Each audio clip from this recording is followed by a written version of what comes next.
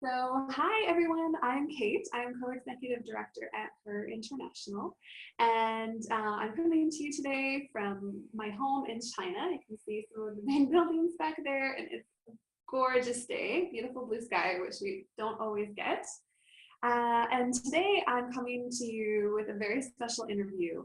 Her International has lots of supporters and volunteers, and that help us do what we do.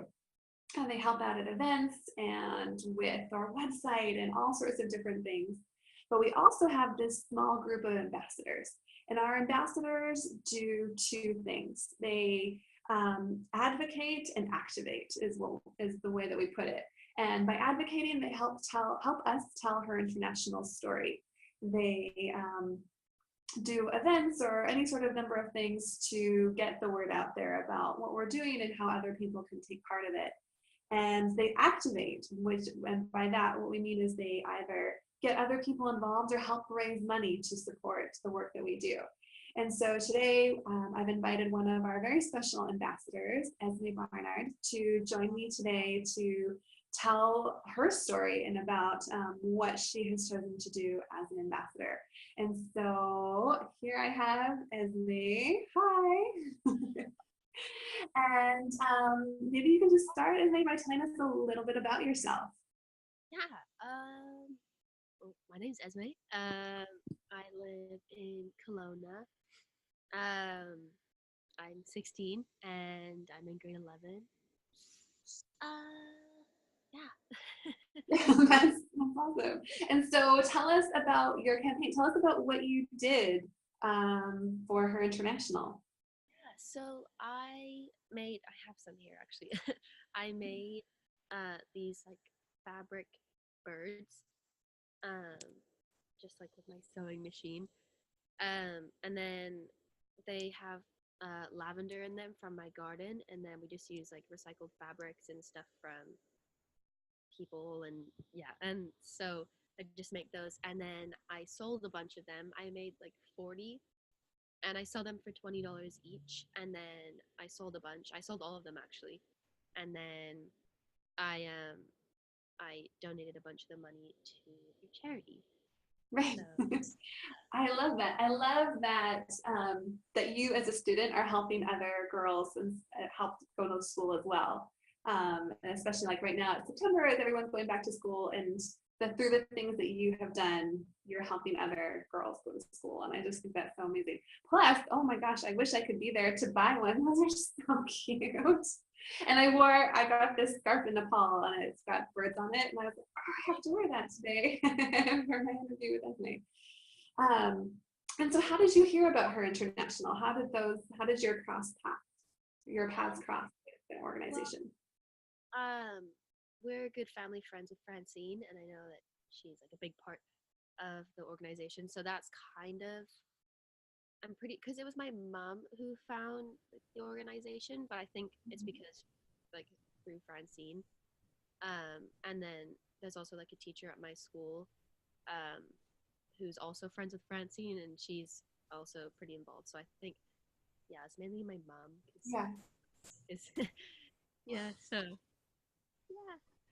And then for those who don't know, Francine Walker, she's one of our board members, and Francine is a jewelry designer. Francine actually developed a lot of the product line for our Unico jewelry.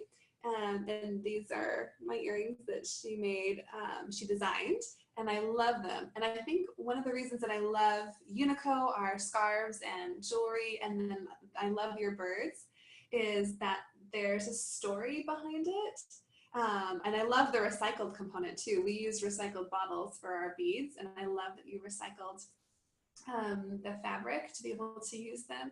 But there's a story behind it, and there's a purpose whenever I wear these earrings, I always think about who made them and the amount of love and thought that went into them, and that through buying them, they are making the world a better place. And I feel like it's the same thing with your birds. Yeah. Yeah.